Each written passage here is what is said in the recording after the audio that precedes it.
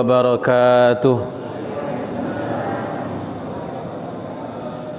Alhamdulillahi rabbil alamin, wa bihi nasta'in ala umurid dunya waddin. Wassalatu wassalamu ala nabiyyil amin wa ala alihi wa ashabihi ajma'in. Rabbi shrah lana sudurana wa yassir lana umurana wahlul 'uqdatam min alsinatina yafqahu aqwalana. Rabbi yassir wa la tu'assir, Rabbi tammim bil khair, amma ba'du. Alhamdulillah, puji syukur kita pada Allah Subhanahu wa taala, di mana Allah taala masih mengkurniakan kepada kita semua nikmat-Nya sehingga di bulan ini kita telah memasuki bulan Rajab. Ya. Kalau kita dah masuk di bulan Rajab, maka sebentar lagi kita akan tiba ke bulan Ramadan. Habis Rajab, Sya'ban, Ramadan. Berarti berapa hari lagi Ramadan? Nggak sampai 2 bulan ya. Tak sampai 2 bulan lagi kita akan memasuki bulan yang namanya bulan suci Ramadan.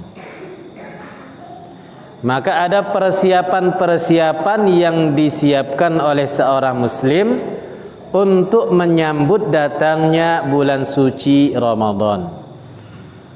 Para sahabat ridwanullah ajma'in, mereka telah mempersiapkan untuk menyambut bulan Ramadan itu dari bulan Rajab lagi. Makanya ada satu doa yang diajarkan oleh Nabi, Allahumma barik lana fi Rajab wa Sya'ban wa ballighna Ramadan. Ya Allah, berilah keberkahan kepada kami di bulan Rajab dan bulan Sya'ban, dan sampaikanlah kami kepada bulan suci Ramadan. Makanya di bulan Rajab ini kita diperintahkan untuk memperbanyak ibadah sunnah seperti as-shaum, puasa-puasa sunnah. Bagi ibu-ibu yang belum selesai puasa di bulan Ramadan tahun kemarin, ya, yang belum selesai tolong segera diselesaikan. Ada yang mungkin masih tertunda 7 hari, ada yang mungkin 10 hari, atau ada yang mungkin 3 hari, atau ada yang mungkin 1 hari lagi belum selesai. Mesti diselesaikan sebelum masuk Ramadan yang tahun ini, karena tak sampai 2 bulan lagi dah masuk bulan Ramadan. Kalaulah misalnya hutangnya belum diselesaikan, yaitu hutang puasanya belum dilaksanakan, sampailah masuk bulan Ramadan, maka kena double. Doublenya apa? Dia tetap wajib berpuasa, ya, selepas bulan Ramadan tetap wajib puasa. Kemudian tambahannya wajib membayar fidyah. Wajib membayar fidyah. Berapa fidyahnya? Yaitu 1 mud. 1 mud beras. Ya, 1 mud beras. Makanya jangan tunggu sampai datang bulan Ramadan barulah diselesaikan. Misalnya 2 tahun yang lalu belum selesai, tambah lagi, double lagi. Ya. Puasanya tetap wajib, tambah kali 2, karena 2 bulan Ramadan terlewati. Berarti 1 harinya 2 mud. Kalau 3 tahun jadinya kali 3, begitu seterusnya. Ya, makanya ini namanya ta'zir. Dalam mazhab Imam Asy-Syafi'i, apabila seseorang muslim, khususnya seorang muslimah yang menunda-nunda untuk melaksanakan atau menyelesaikan puasa qadanya, maka dia akan kena ta'zir. Ta'zirnya, denda, itu adalah 1 mud 1 hari per tahun. Apabila bertambah tahunnya, maka ditambah lagi. Ya, 1 tahun berarti 1 mud, 2 tahun 2 mud, 3 tahun 3 mud. Per hari kali berapa hari? Nah, ya, dikali berapa hari. Puasanya bagaimana? Puasanya tetap wajib dilaksanakan.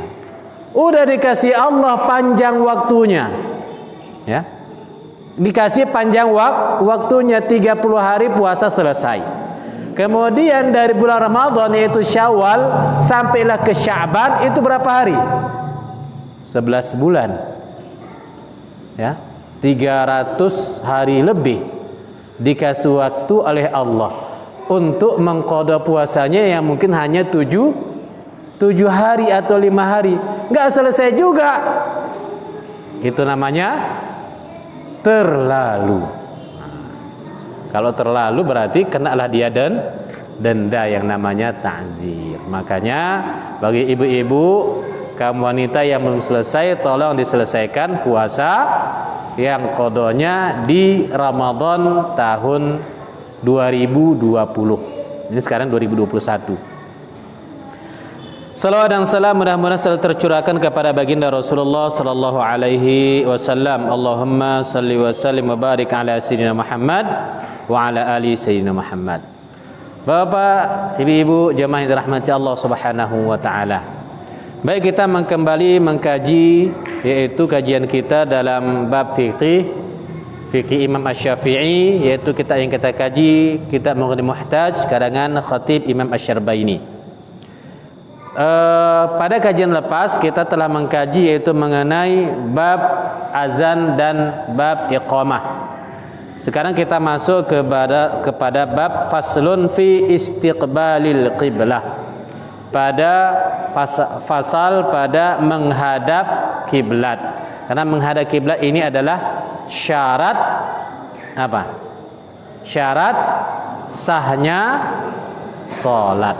Ya, kalau tak menghadap kiblat dia, maka tidak sah salatnya. Qala musannif rahimahullahu taala wa nafa'ana bi 'ulumihi fi daraini amin. Faslun istiqbalul qiblah bis sadri la bil wajhi. Menghadap ke arah kiblat itu wajib dengan apa? Yaitu dengan sadar atau dengan dada. La bil wajhi, tidak dengan wajah. Misalnya seseorang yang sholat, misalnya ini arah kiblat ke depan, ya, di depan sana. Dia sholat begini, wajahnya ke sana.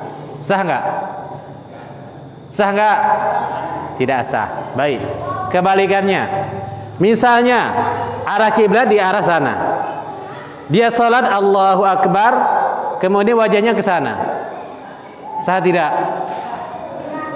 Sah tidak? Ikhtilafal ulama. Berbeda pendapat jamaah di Masjid At-Taqwa. Nah, tadi yang pertama sah tidak? Dadanya menghadap sana, wajahnya menghadap kiblat. Sah tidak? Tidak sah. Baik. Yang kedua, badannya menghadap kiblat, wajahnya menghadap sana. Sah tidak? Nah, kita pahami kalimatnya. Istiqbalul qiblah bis sadri la bil wajhi. Menghadap kiblat adalah dengan dada, bukan dengan wajah. Wajah yang mana? Ini wajah kita. Oke. Menghadap kiblat syaratnya mesti dada kita menghadap kiblat, bukan wajah yang menghadap kiblat. Syarat sahnya. Apabila seseorang yang dadanya menghadap kiblat sedangkan wajahnya berpaling dari kiblat, sah tidak? Sah. Kan kalimatnya jelas. Ya, kalimatnya jelas. Maka ketika seseorang dia melakukan sholat, ya, melakukan sholat, dadanya tidak boleh berpaling dari arah kiblat. dadanya tetap wajib menghadap ke arah kiblat, baik dia dalam keadaan berdiri, baik dia dalam keadaan ruku, baik dia dalam keadaan i'tidal, baik dia dalam keadaan duduk. Di sini banyak yang kesalahan, ya. Ketika dia berdiri, dadanya menghadap ke arah kiblat, ruku pun menghadap kiblat. Tapi pas duduk tahiyat, duduk tahiyat akhir bagaimana duduknya? Dia kan duduk apa? Tawarruk. Karena duduknya begini, maka dia jadinya begini ya. Karena badannya agak gemuk, jadi agak mereng dia. Jadi mereng. Ini dadanya menghadap ke sana, bukan lagi menghadap ke arah kiblat. Maka apabila dia duduk tawarruk, tetapi dadanya menghadap, sudah berpaling tidak lurus lagi, maka ini sudah sah tidak? Tidak sah. Makanya dia duduk ketika duduk iftiros, dia lurus. Tapi pas giliran ketika dia duduk tawarruk, karena badannya gemuk, ya, sehingga dia memerengkan badannya. Dimerengkan badannya sehingga ini pun bukan menghadap sana lagi, tapi menghadap, udah berpaling dari arah kiblat. Kawan sebelah pun terpaksa minggir sedikit. Ini sudah tidak sah. Makanya di sini hati-hati, ya. Walaupun wajahnya menghadap tengok sana, wajahnya ke sana dia, tapi badannya udah mereng. Kenapa? Kesusahan untuk duduk, ya. Duduk tawarruk ini adalah sunnah. Sedangkan menghadap kiblat adalah syarat sah, ya.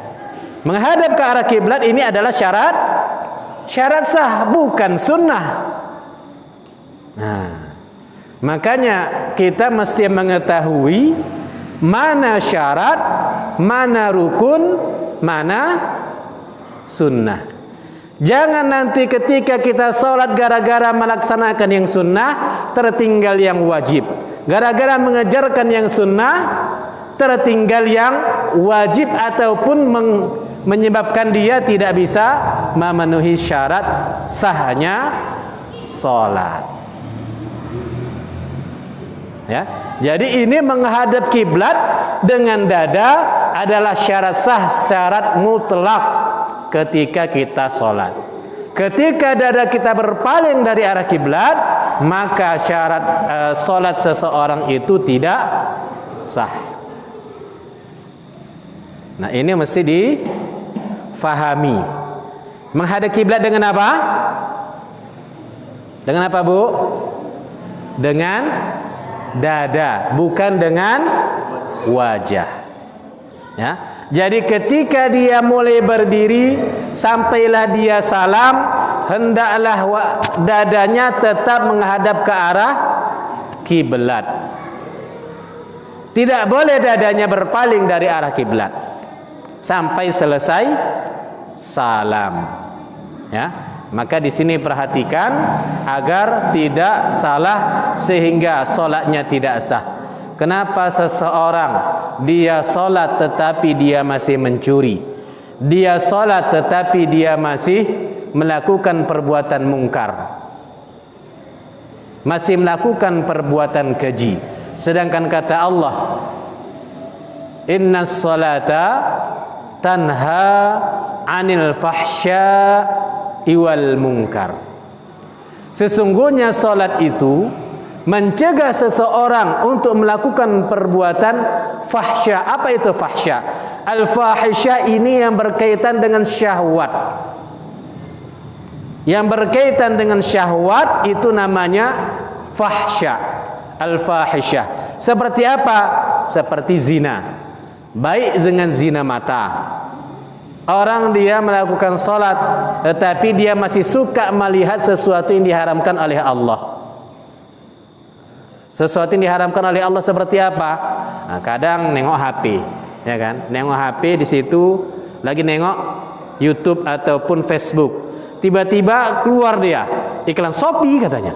Nah, iklan Shopee kan entah yang aneh-aneh dia.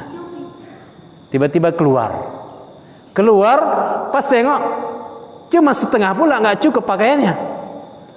Tengoknya, astagfirullah, sayang, tak ditengok. Ya, ini termasuk apa? Fahsya. Ya, fahsya. Udah bini kita sebelah kita, udah bergandengan tangan, lewat yang mulus-mulus di sebelah kita, tertengok juga, ikut pula dia, matanya langsung diteror, bang, mata kan. Berarti ini apa? Fahsya. Ya. Kemudian yang berkaitan dengan apa? Syahwat. Termasuk apa lagi? Yang dengan perut kita. Ya, mengambil yang haram. Ya. Kemudian melakukan korupsi. Ini semua adalah fahsya yang berkaitan dengan syahwat. Baik syahwat nafsu, baik syahwat perut, syahwat mata, dan lain sebagainya. Ini yang dikatakan dengan al-fahisyah. Sedangkan yang kedua yang dikatakan dengan mungkar. Yang mungkar adalah perbuatan yang dikatakan dengan jinayah. Seperti apa? Mencuri ataupun membuat sesuatu kepada orang yang menyebabkan orang itu sakit. Ya. Ini yang dikatakan dengan mungkar. Perbuatan yang mungkar atau perbuatan yang menyebabkan orang itu menjadi menderita. Ya, memukul orang, kemudian menghina orang, kemudian berkata ghibah, namimah ataupun celaan, itu yang termasuk ke dalam mungkar. Jadi seseorang yang salat tidak mungkin dia mencuri. Seseorang yang dia mendirikan salat tidak mungkin dia melakukan zina. Seseorang yang dia mendirikan salat tidak mungkin dia korupsi dan lain sebagainya. Kalau dia salat tetapi masih melakukan perbuatan fahisyah, masih melakukan perbuatan mungkar, berarti ada yang salah di salatnya. Yang diperiksa apa? Salatnya. Salatnya yang diperiksa. Tahu enggak dia syarat salat? Tahu enggak dia cara salat? Entah wudunya tak betul, entah istinjanya pun tak betul. Kemudian dia salat. Syarat salat dia tak tahu, rukun salat dia tak tahu, wajib salat dia tak tahu, sunnah salat dia tak tahu. Baca Fatihah apa lagi? Berselemak semua. Ya. Jadi yang diperintahkan Allah itu adalah mendirikan salat, wa aqimus shalah. Dirikanlah salat, bukan adaus shalah, bukan melaksanakan salat, akan tetapi mendirikan salat. Maka di sini ketika seseorang ingin mendirikan salat, maka apa kata Nabi? Sallu kama raaitumuni usolli. Salatlah kamu sebagaimana kamu lihat aku salat, kata Nabi. Salatlah kamu sebagaimana engkau lihat aku salat. Kita salat dengan cara Nabi. Makanya kita pelajari di sini. Pertama tadi baru syaratnya. Ya, yang sebelum-sebelumnya kita telah bahas yaitu mengenai istinja, mengenai wudu, mengenai apa lagi? Mashul khuf, kemudian membasuh khuf, kemudian muazzin, azan dan iqamah. Sekarang kita masuk kepada istiqbalul qiblah, menghadap kiblat. Makanya kajinya jangan dipotong-potong, nanti dia dapat satu kaji, terpotong yang lain, tak dapat dia yang kaji yang sebelumnya. Nah, karena kita kajian ini terus bersambung. Ya, jadi syaratnya tadi adalah menghadap kiblat dengan dada. Syaratun li salatil qadir, syarat bagi salat orang yang mampu berdiri, ya, yang mampu berdiri, alal istiqbal, yaitu menghadap ke arah kiblat dengan dadanya. Liqaulihi ta'ala, fawalli wajhaka syatral masjidil haram. Makanya di dalam surah Al-Baqarah ayat yang ke-144, maka di situ kata Allah Subhanahu wa taala, sayaqulu sufaha'u minan nasi ma wallahum an qiblatihim allati kanu 'alaiha. Ketika Rasulullah sallallahu alaihi wasallam, ini asbabun nuzul dari perintah menghadap ke arah, yaitu ke Masjidil Haram. Ya, ke arah Masjidil Haram. Yaitu ketika Rasulullah sallallahu alaihi wasallam pada awal mula itu perintah menghadap kiblat itu bukan ke arah Masjidil Haram, akan tetapi awal mulanya adalah ke Masjidil Aqsa. Perintah awal adalah ke arah Masjidil Aqsa. Maka ketika Nabi Muhammad SAW dan kaum mukminin di kota Madinah, ketika solat menghadap ke Masjidil Aqsa, maka orang-orang Yahudi menyindir, Muhammad, kalian merintahkan untuk melakukan solat, tetapi arah kalian itu menghadap ke tempat ibadah kami, yaitu di Aqsa, di di mana Aqsa? Palestina. Ya, di Palestina. Dan kami orang Yahudi menghadap ke arah Palestina. Berarti sama dong kalian dengan kami. Makanya kata Rasulullah SAW, sayaqulu sufaha, orang-orang sufaha, orang-orang yang bodoh itu akan bertanya kepadamu mengenai penghadapan atau pengalihan arah kiblat dari Masjidil Aqsa ke Masjidil Haram. Makanya ketika pada masa Nabi Muhammad SAW berada di Madinah dan sedang salat asar, yaitu pada masjid yang namanya sekarang Masjid Qiblatain. Di mana? Di Madinah. Nah, kalau yang sudah pernah berangkat baik umrah ataupun haji, sudah pernah sholat di situ di Masjid Qiblatain. Akan tetapi sekarang arah kiblatnya itu, mihrabnya itu sudah tidak lagi menghadap ke arah Qiblatain, yaitu ke arah Aqsa. Jangan nanti sampai di sholat di Masjidil Aqsa, di Masjid Qiblatain, ada terkadang ustaz-ustaz menyampaikan, nanti sampai di Masjid Qiblatain, pertama sholat menghadap ke Masjidil Aqsa, setelah itu sholat sunnah 2 rakaat menghadap ke Masjidil Haram. Ini tidak ada dalilnya. Ya, tidak boleh ketika kita sholat menghadap ke Masjidil Aqsa, karena ini sudah dimansuhkan, ya, dengan ayat tersebut. Jadi tidak ada dalil yang menyebutkan kalau kita berada di Masjid Qiblatain mesti kita salat 2 rakaat menghadap ke Masjidil Aqsa, kemudian 2 rakaat lagi menghadap ke Masjidil Haram. Ini tidak ada, tidak boleh. Tetap kita salat menghadap ke mana? Masjidil Haram. Tidak boleh menghadap Masjidil Aqsa. Kenapa? Walaupun ketika Nabi Muhammad SAW ketika salat 2 rakaat pertama menghadap ke arah Masjidil Aqsa, kemudian turunlah ayat ini tadi, ayat surah Al-Baqarah 144, fawalli wajhaka syatral Masjidil Haram. Hadapkanlah wajahmu hai Muhammad ke arah Masjidil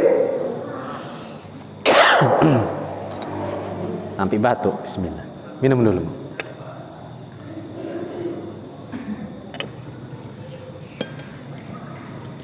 Hadapkanlah wajahmu ke arah Masjidil Haram. Maka Nabi pun menghadapkan, langsung berpaling ke arah Masjidil Haram. Ya, itu ketika turun ayat tersebut. Sehingga ketika turun ayat tersebut memansuhkan, menghapuskan yang sebelumnya yang mengatakan menghadap arah kiblat itu ke arah Masjidil Aqsa. Maka tidak ada lagi syariat yang memerintahkan untuk salat menghadap ke arah Masjidil Aqsa setelah turun ayat ini, yaitu di surah Al-Baqarah ayat 144. Ya. Jadi kalau kita berangkat umrah atau berangkat haji, tidak ada perintah untuk salat di Masjid Qiblatain menghadap ke Masjidil Aqsa. Yang ada kita salat 2 rakaat menghadap tetap ke arah Masjidil Haram. Kalau ke Masjid Aqsa tidak sah salatnya. Itu tadi asbabun nuzul. Illa fi syiddatil khauf, kecuali pada salat khauf. Ada tahu salat khauf?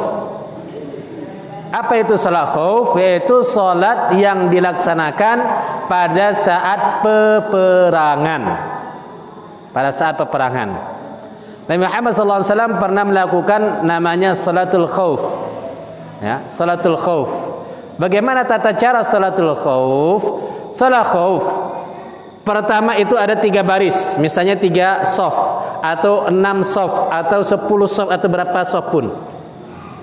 Maka ketika imam salat menghadap ruku sujud, yang di belakang dia tetap berdiri. Yang di belakang tetap berdiri, tidak ikut ruku dan sujud. Ketika ini berdiri, baru lagi yang belakang ruku dan sujud.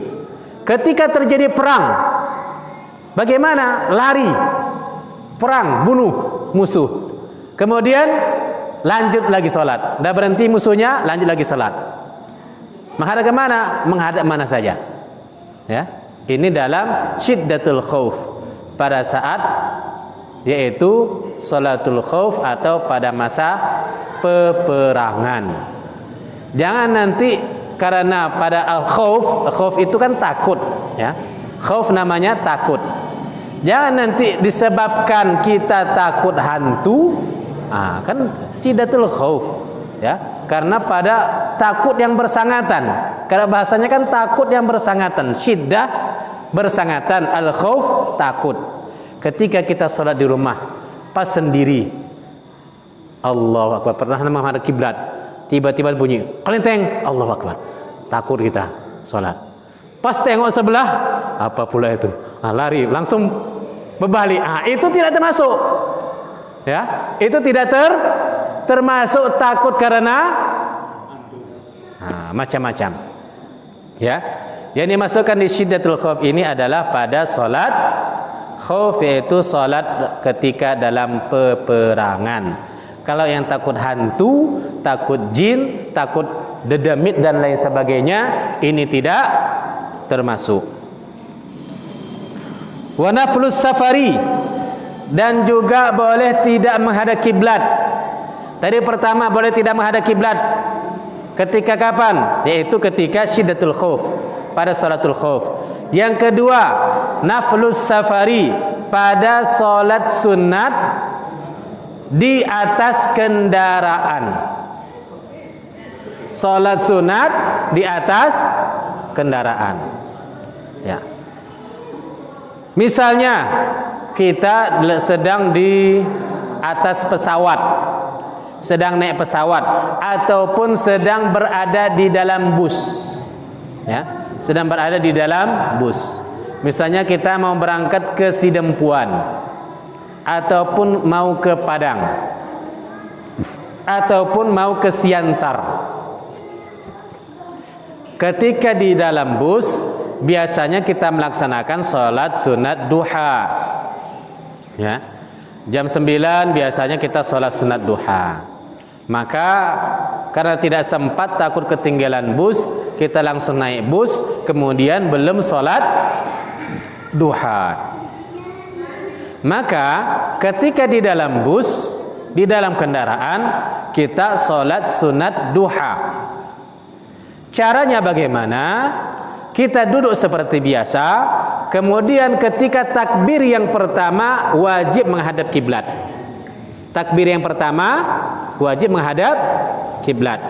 Misalnya busnya ini menghadap ke depan, gak mungkin busnya mundur ke belakang kecuali trek, ya, atau ke samping, nggak bisa jalan dia. Sedangkan di depan itu bukan arah kiblat. Arah kiblat kita itu di belakang, misalnya, ya, di belakang. Maka caranya bagaimana? Kita bukan balikkan kursinya, tak mungkin dibalikkan kursinya. Kita menghadap ke arah belakang, ya. Kemudian sholat, Allahu Akbar. Nah, bus ini kan berbelok-belok. Ya, berbelok-belok dia. Tak bisa bus itu kita suruh Pak supir, jangan berbelok-belok ya, saya lagi sholat. Nanti kalau tak menghadap kiblat tak sah sholat saya. Tak bisa. Mesti bus itu berbelok, belok, apalagi sampai habis merapat, sebelum pihak merapat belok dia. Banyak kali beloknya. Nah, bagaimana caranya? Pertama, ketika takbir Allahu Akbar kita wajib menghadap kiblat. Setelah itu boleh tidak menghadap kiblat, ikut ke arah mana bus itu menghadap. Ini dalam sholat sunnah naflus safari. Pada sholat sunat ketika dalam keadaan safar. Keadaan safar ini bagaimana? Yaitu yang lebih dari 2 marhalah. 2 marhalah itu perkiraan kilometernya sekitar 87 kilometer. Ya, sekitar 87 kilometer kita boleh melakukan safar, maka kita boleh melakukan sholat jamak dan sholat qasar. Kemudian sholat sunnah juga tidak boleh tidak menghadap kiblat pada rakaat kedua dan rakaat ketiga dan sampai selesai. Ya, tetapi takbir pertama tetap wajib menghadap kiblat. Kalau kita sholat wajib bagaimana? Nah, dalam sholat wajib ini terjadi bagi jamaah umroh ataupun jamaah haji. Ya, jamaah umroh ataupun jamaah haji. Misalnya pesawat berangkat, ya, pesawat berangkat dari Kuala Namu. Kalau jemaah umrah misalnya berangkat jam 10 pagi sampai di Jeddah, ya, sampai di Jeddah itu biasanya sebelum maghrib. Nah, jam 7 kalau berangkat 10 pagi. Kalau berangkat jam 2 siang kalau pesawat Saudi, ya, jam 2 siang itu pas sampai di sana itu mau maghrib. Ya, masih sempat kita sholat zuhur. Kalau jam 10 biasanya sampai di sana jam 3. Ya. Kita mau sholat zuhur, sholat asar jamak, boleh enggak kita di atas pesawat? Nah, ya, sholat di atas kendaraan, alar rakib namanya. As-salatu alar rakib, sholat di atas kendaraan. Kalau sholat sunat ini boleh kita tidak menghadap kiblat. Dalam sholat wajib bagaimana kalau sholat di atas kendaraan? Di atas kendaraan ini karena ketika masa Nabi itu di atas unta. Kemudian dia ada namanya haudaj. Haudaj ini seperti apa? Bumbung yang dibuat seperti tenda. Jadi atas unta itu dia ada haudaj, kasih bumbung. Kalau bagi wanita. Nah, kalau bagi wanita biasanya dikasih seperti kisah hadisul ifki, yaitu cerita Aisyah difitnah melakukan perbuatan yang tidak baik kepada Safwan bin Mu'attal ketika habis perang Bani Mustalik. Nah, itu Aisyah berada di dalam haudaj namanya. Di atas unta itu diletak seperti kemah, ya, kemah, kemudian diangkat oleh orang, kemudian diletak. Nah, itu diangkat. Nah, itu namanya haudaj. Nah, sama ada di atas unta, di atas kereta, di atas mobil, di atas bus, mana lagi? Di atas kapal laut, kemudian di atas pesawat. Itu kan semuanya kendaraan, ya. Nah, baik di atas kuda, di atas unta, di atas kapal laut dan semuanya sama, satu hukum. Nah, bagaimana hukum sholat yang ala rakib? Sholat orang yang berada di atas kendaraan. Kalau salat sunat boleh tidak menghadap kiblat pada rakaat yang kedua, ketiga dan seterusnya. Kalau salat wajib bagaimana? Nah, dalam mazhab Imam Asy-Syafi'i, salat wajib tidak boleh di atas kendaraan. Kenapa? Karena tidak bisa menghadap ke arah kiblat. Tidak bisa menghadap ke arah kiblat selalu. Bisa kita pastikan bahwasanya ketika kita di atas bus, ya, di atas bus itu selalu menghadap kiblat. Bisa enggak? Tidak bisa. Bisa jadi mereng, bisa jadi kiri. Begitu juga pesawat. Pesawat dia enggak terlalu menghadap kiblat. Begini dia nanti bergeser sedikit dia ke arah kiblatnya. Bergeser. Begitu juga di atas kapal. Karena kapal itu terus bergerak. Nggak mungkin disuruh berhenti lebih dulu kapalnya. Nah, berhenti dulu pir. Nah, berhenti dia di tengah-tengah laut tuh, tak mungkin. Ya, begitu juga dengan bus. Kecuali busnya berhenti. Ini berbeda. Ini dalam keadaan apa? Jalan, ya. Dalam keadaan jalan. Atau di atas pesawat. Pak supir, Pak pilot, berhenti dulu, aku mau sholat. Nah, jangan jalan pesawatnya, jatuh terus. Ya, tidak mungkin. Ya. Jadi sholat di atas kendaraan tidak boleh dalam sholat wajib dalam mazhab Imam Asy-Syafi'i. Jadi bagaimana kalau kita sholat, misalnya sholat subuh, kita berangkat dari Jeddah itu jam 3 pagi ataupun jam 10 malam. Kalau sampai di Medan jam 8 pagi, berarti dah terlewat waktu apa? Subuh. Waktu subuh dah terlewat. Bagaimana? Maka inilah yang di dalam mazhab Syafi'i dikatakan as-salatu li hurmatil waqti. Salat untuk menghormati waktu. Salat untuk menghormati waktu. Jadi kita salat di atas pesawat, salat subuh 2 rakaat seperti biasa, Allahu Akbar, baik dengan air yang ada ataupun dengan menggunakan tayamum. Kita tapakkan tangan kita di atas apa? Kursi. Nah, kursi pesawat depannya itu. Nah, kita tapakkan, kemudian dah diajarkan kemarin cara tayamum, yaitu tayamum dengan 2 tepukan, sekali dengan wajah, nawaitu tayammum li istibahatis shalah, sekali. Kemudian tapakkan lagi di kita gini kan, tapi kalau di pesawat kan nggak ada debunya. Nah, paling cuma sedikit. Nah, baru kita ini dulu, baru kemudian sekali kanan, baru ini lagi satu, baru yang ini jari-jarinya untuk yang depan. Selesai. Baru kita sholat 2 rakaat, Allahu Akbar, sholat subuh. Sudah, itu namanya sholat li hurmatil waqti. Niatnya sama. Usolli fardhu subhi raka'ataini lillahi ta'ala. Tetapi selesai kita sampai di tempat kita wajib mengqadha sholat kita yang di atas pesawat. Wajib mengqadha sholat yang dikerjakan di atas pesawat. Karena dalam mazhab Imam Syafi'i wajib menghadap ke arah kiblat. Kalau dalam salat wajib tidak mungkin tidak menghadap ke arah, tidak mengarah ke arah yang lain, maka wajib mengqadhanya ketika di atas kendaraan. Namanya salat li hurmatil waqti. Salat untuk menghormati waktu. Falil musafir at-tanaffur rakiban wa masyian wa la yashratu tul safarihi 'ala al-masyhur. Dan bagi orang yang musafir yang melaksanakan solat tanaful, yaitu solat nafal, solat sunat, baik rakiban, baik dia berjalan, wa masyian, baik dia rakib, dia menaiki kendaraan, wa masyian, dia berjalan. Ya.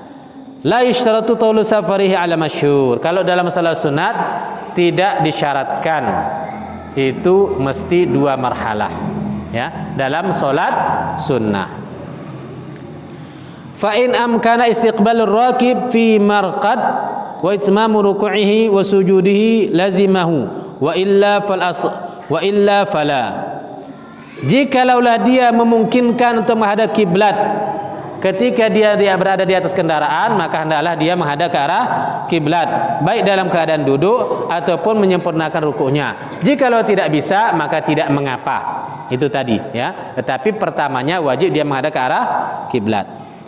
Fal asal annahu in sahula al-istiqbala wajaba wa illa fala.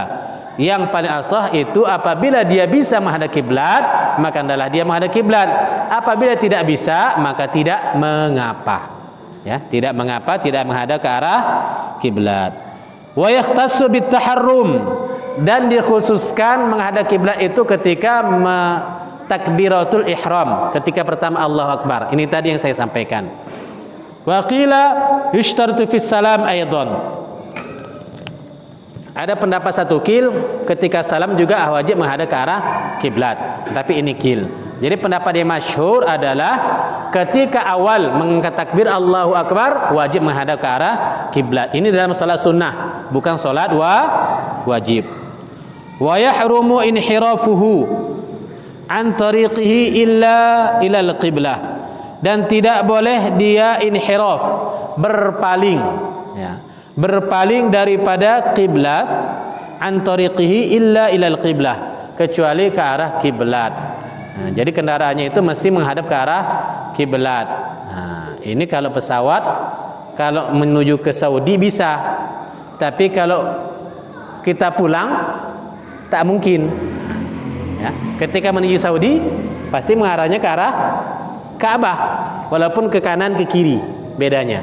Ya, tapi kalau pulang pasti membelakangi Ka'bah. Ya, ini tidak bisa. Walazar annal mashi yutimmu ruku'uhu wa sujuduhu wa yastaqbilu fihima fi ihramihi. Dan pendapat yang qaul azhar, orang yang berjalan kaki. Karena kalau dulu dia sama ada naik kendaraan, naik onta ataupun dia berjalan kaki. Sambil dia berjalan, dia berhenti salat. Ya, dia menyempurnakan rukuk dan sujudnya menghadap kiblat, wa yastaqbilu fihima, dan menghadap ke arah kiblat pada sujud dan rukuk, fi ihramihi, dan juga pada ketika takbiratul ihram. Wala yamshi illa fi qiyamihi wa tasyahudihi, dan dia tidak berjalan kecuali pada saat dia berdiri dan pada saat dia bertasyahud. Kayak mana pula dia berjalan ketika dia salat? Caranya bagaimana? Kemarin yang saya ajarkan. Ya, ketika salat orang yang terlambat datang, pas ditengoknya orang sudah sujud, dia masih di pintu, ya, dia masih di pintu, orang dah sujud, dia mau mendapatkan rakaat itu, maka dia pun rukuk di depan pintu situ. Allahu Akbar, niat, baru dia pun ikut ruku. Ketika berdiri, Allah sami Allah liman hamidah, dia berjalan pelan-pelan, berjalan 1, 2, tak boleh tiga langkah berturut-turut. Nah, berjalan 1, 2 langkah.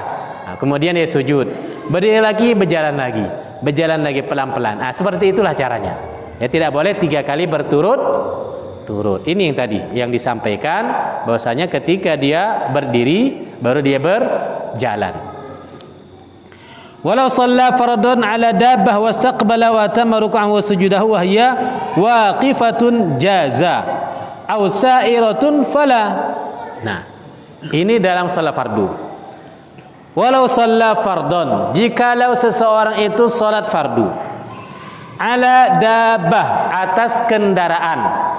Kalau dulu dabbah kendaraan itu sama ada kuda ataupun unta. Kalau sekarang sama ada naik kereta ataupun naik bus, naik mobil, naik pesawat, naik kapal laut, naik kereta api, apa lagi? Ada lagi yang lain? Nah, itu semua masuklah dabbah. Ya, jadi jangan dabbah ini diartikan hanya dabbah binatang, tetapi termasuk yang dikendarai. Itu semuanya dikatakan dengan dabbah. Wastaqbala, kemudian ketika dia salat fardu, istaqbalul qiblah, dia menghadap ke arah kiblat. Wa atamma ruku'uhu wa sujuduhu, dan dia menyempurnakan ruku', sujudnya menghadap ke arah kiblat. Ya. Wa hiya waqifatun jaza, dan dia juga salatnya waqifah, berdiri, bukan duduk. Salatnya berdiri, bukan duduk. Maka apa hukumnya? Jaza, boleh. Nah, jadi dalam salat fardu, tadi saya sampaikan, dalam salat fardu tidak boleh salat fardu di atas kendaraan. Kenapa? Karena ditakutkan tidak bisa menghadap ke arah kiblat. Tetapi apabila dia bisa memastikan, ya, misalnya di pesawat Saudi Airlines yang 777, ya, Boeing 777, Itu di atas pesawatnya ada musola. Di atas pesawat ada musola. Ada yang pernah naik? Di atas pesawat ada musola. Yang mana besarnya itu? Ya, itu pesawat yang terbaru Boeing 777. Di atas pesawatnya itu ada musola. Ya, biasanya yang pesawat dari Kuala Lumpur ataupun dari Jakarta, itu ada di atas pesawat musolanya. Ya, nah itu di atas pesawat ada layar menunjukkan satelit mana arah kiblat. Ya, mana arah kiblat. Dia sholat di atas pesawat dengan berdiri, kemudian dia lihat arah kiblatnya betul. Dari mulai dia berdiri, dia mulai takbiratul ihram sampai salam, dia tetap menghadap ke arah kiblat. Maka sholatnya ini sah dan tidak diulang, tidak diqadha. Ya, tidak diqadha. Syaratnya apa tadi? Menghadap ke arah kiblat. Kemudian waqifah, dia sholat berdiri. Karena dia tidak ada uzur untuk duduk. Uzur duduk apabila dia tidak mampu. Ya. Sholat wajib syarat yang pertama adalah qiyam. Apa? Qiyam atau berdiri. Kalau dia duduk maka tidak sah sholatnya. Orang yang sholat duduk tidak sah kecuali bagi yang tidak mampu berdiri. Dalam sholat fardu. Dalam sholat sunat tidak syarat sah itu berdiri. Misalnya dia sholat sunat ba'diyah ataupun qabliyah subuh ataupun sholat fajar ataupun ba'diyah zuhur.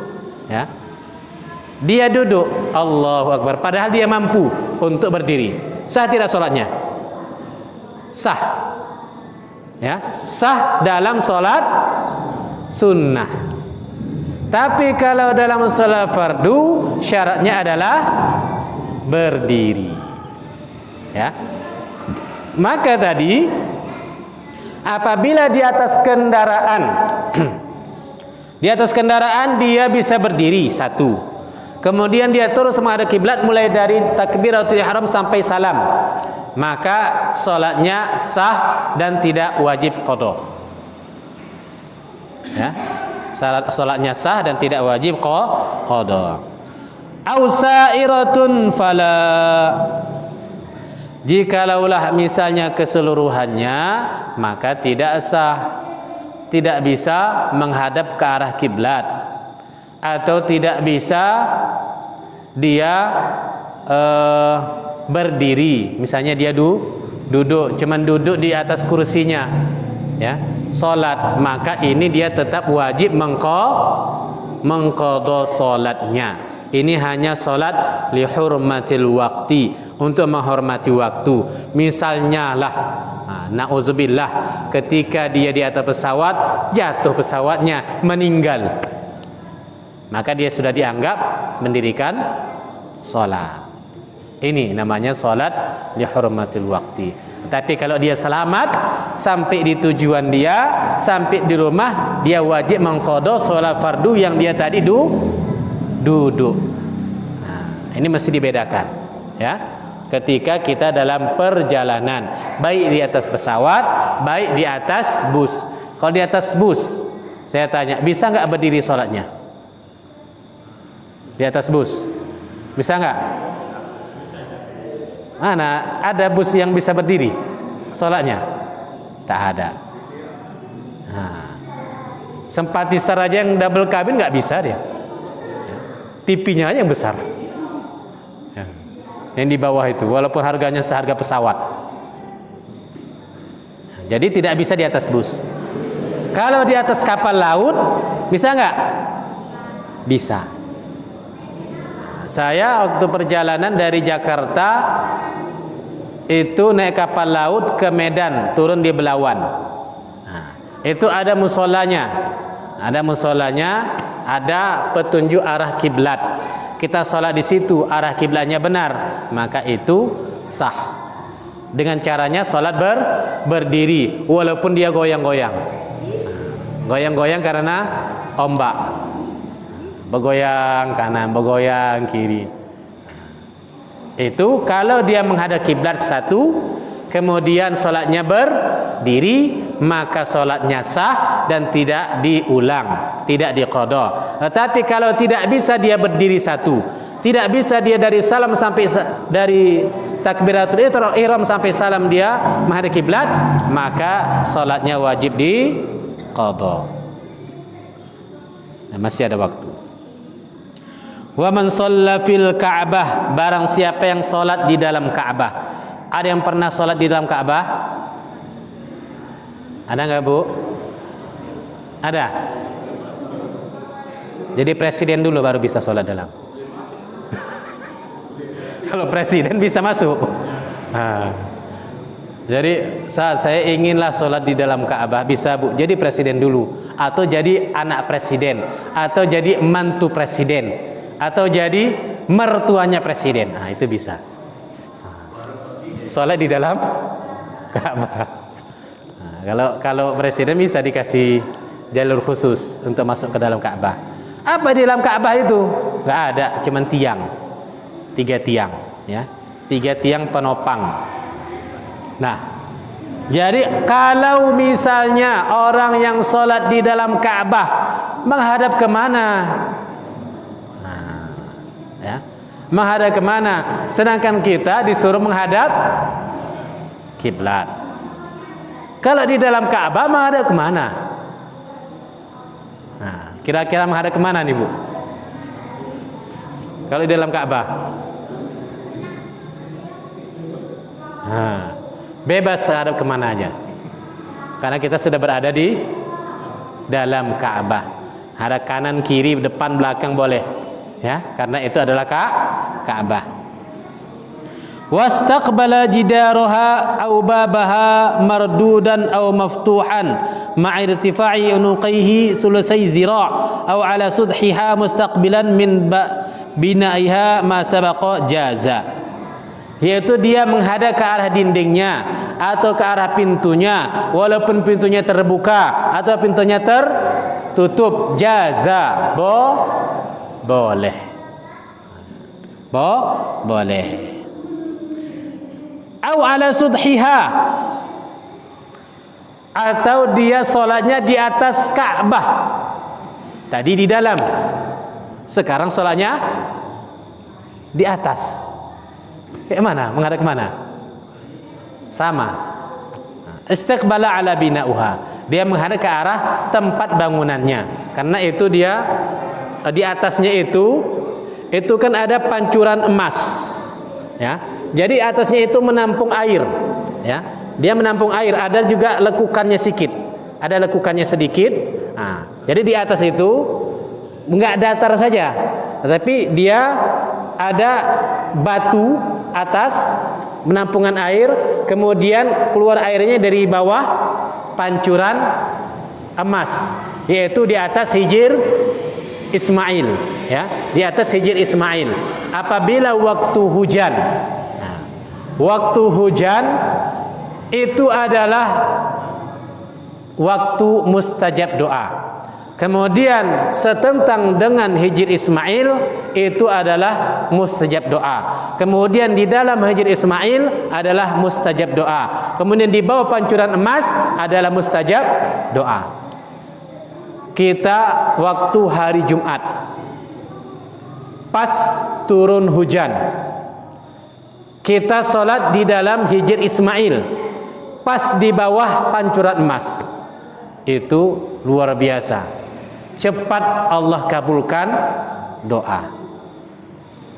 Saya doa pernah di situ ketika waktu di Mesir 2003 ketika itu saya berangkat umroh terlebih dahulu. Berangkat umroh karena perkiraan ketika musim haji itu waktu pas ujian. Waktu pas ujian musim haji.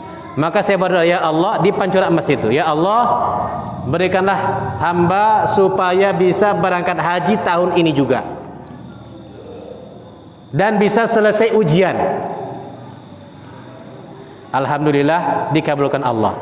2003 itu juga saya haji, itu dari 2004-nya. 2004-nya bisa berangkat haji, selesai ujian, alhamdulillah hasilnya pun ya enggak jelek-jelek amat. Sedangkan yang lain kawan-kawan saya belum selesai ujian. Saya alhamdulillah sudah selesai.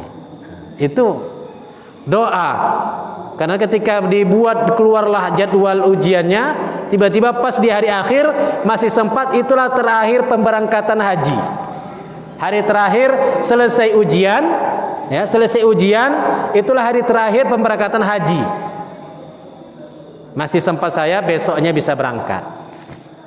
Nah, itu salah satu doa yang istijabah di Hijir Ismail, yaitu di pancuran emas. Kalau kita diberikan kesempatan oleh Allah untuk berangkat haji, maka berdoalah di situ.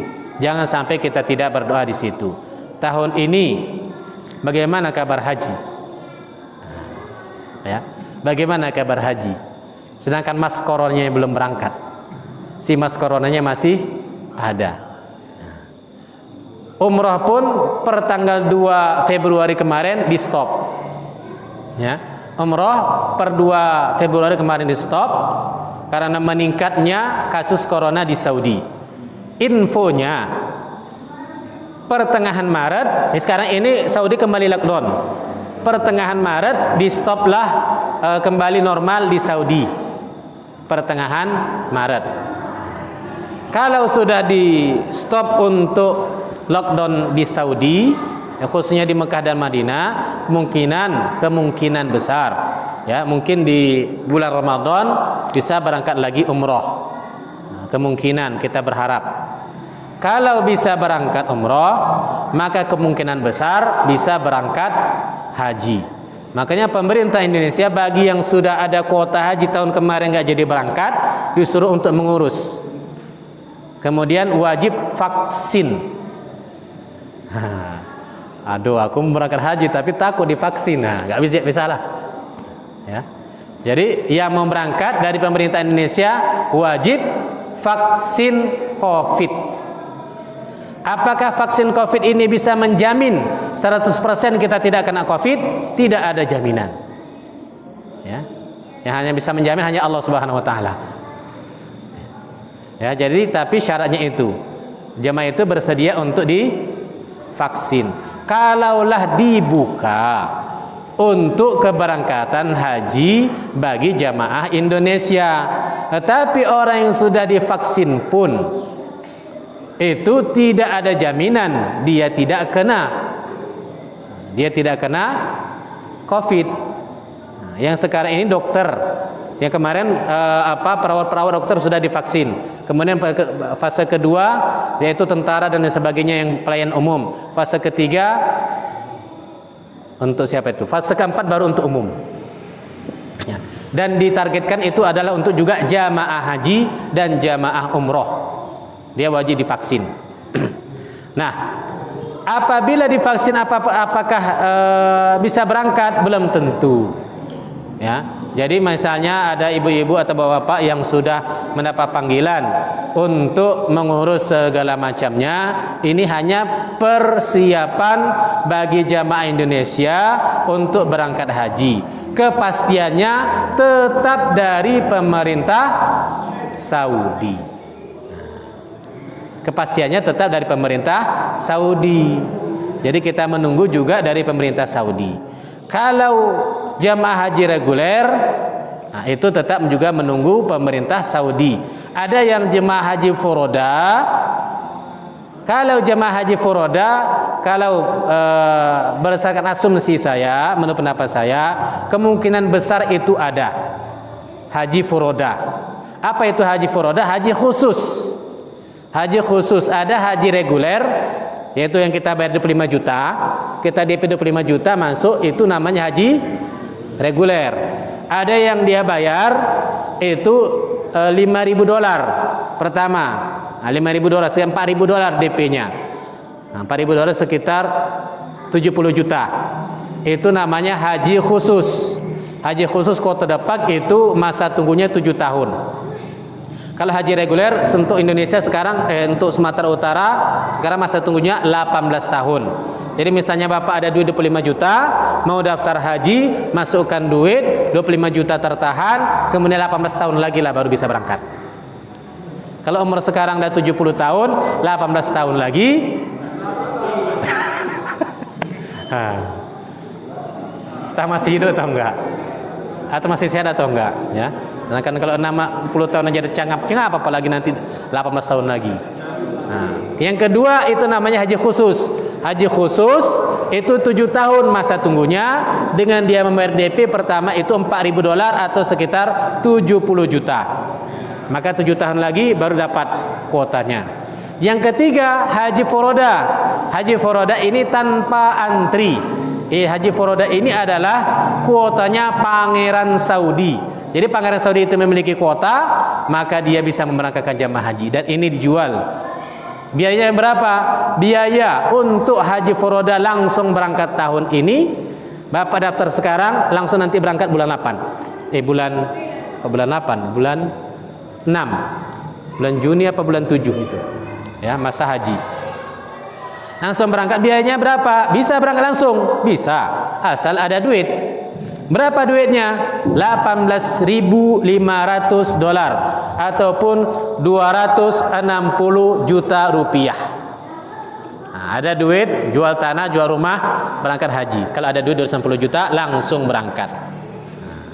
Ya, kalau nggak ada duit, sabar. Nah, sabar sampai menabung. Bukan hanya cukup dengan niat saja, tapi mesti kita nabung. Nah, kalau niat saja nggak akan sampai. Kita habiskan sedikit lagi, 5 menit lagi, insyaallah. Wa man amkanahu ilmul qiblah haruma alaihi taqlid wal ijtihad. Barang siapa yang bisa mengetahui cara melihat arah kiblat, maka haram baginya taklid, ikut-ikutan, dan dia wajib berijtihad. Dia memiliki ilmu falak, ya, mengetahui cara mengetahui arah kiblat, maka tak boleh dia taklid ikut orang. Ini arah kiblat ke sana, sedangkan dia tahu ilmunya. Ya, orang yang mengetahui ilmunya tidak boleh bertaklid ikut-ikutan arah kiblat. Wa illa akhadha biqali thiqatin yukhbaru an ilmin. Jikalau dia tidak tahu arah kiblat ke arah mana, maka dia pun mencari tahu kepada orang yang mengetahui, ala thiqah, orang yang terpercaya. Ya. Wa in faqada wa amkana al-ijtihad haruma taqlid. Jikalau dia tidak mengetahui dan bisa berijtihad, maka dia haram ikut-ikutan. Bagaimana caranya? Misal, seseorang yang berada di tengah hutan atau ketika di perjalanan, ya, ketika di perjalanan dia tak tahu arah kiblat. Ini berjalan 3 orang. Dia berjalan 3 orang. Yang orang pertama dia mengatakan, "Oh, arah kiblat ke sana." Orang kedua mengatakan, "Oh, arah kiblat ke sana." Yang orang ketiga mengatakan, "Oh, arah kiblat ke sana." Maka masing-masing orang ini dia sholat. Satu menghadap sana, satu menghadap sana, satu menghadap sana. Mana yang betul? Mana yang sah sholatnya? Nah, ini terjadi, ya. Ketika di perjalanan, satu dia ke hadap sana, satu dia menghadap sana, satu dia menghadap sana. Selesai sholat, kau salah, kau salah, kau salah. Nah, mana yang betul di antara 3 orang ini? Ini teka-teki dalam fikih. Nah, mana yang betul? Ketiga-tiganya semuanya betul. Ketiga-tiganya semua betul, ya. Nah, kenapa? Karena mereka berdasarkan ijtihad masing-masing. Dia menghadap sana karena dia lihat, oh, matahari di sana, berarti bayangnya di sana, arah sana. Oh, salah, aku tengok matahari ke arah sana, berarti arah sana. Ah, kalian yang salah. Ini matahari situnya, arah sini. Masing-masing. Jadi ketiga-tiga ini sholat ke arah kiblat yang berbeda, maka ketiga-tiganya sah. Wa in takhayyara wa lam yuqlid fil azhar wa shalla kaifa kana wa yaqdi. Jikalaulah dia bingung, mana sebetulnya yang betul ini? Ya, dia nggak tahu. Kayaknya sana. Salah, kayaknya sana itu. Tak betul, kayaknya sana. Tahayyar ataupun bingung. Kemudian bagaimana? Taqallada. Dia pun taklid. Dia pun taklid ikut. Kawan ini hadap sana, sana ajalah. Taklid.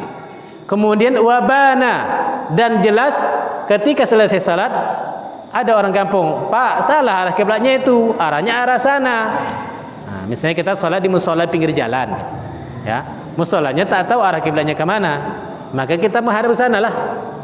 Pas datang orang lewat, Pak, salah arah kiblatnya sini. Maka hukumnya orang yang berijtihad dia tidak wajib qada. Orang yang berijtihad tidak wajib qada. Orang yang taklid, yang takhayyara, yang dia bingung, wajib qada. Nah, ini hukumnya.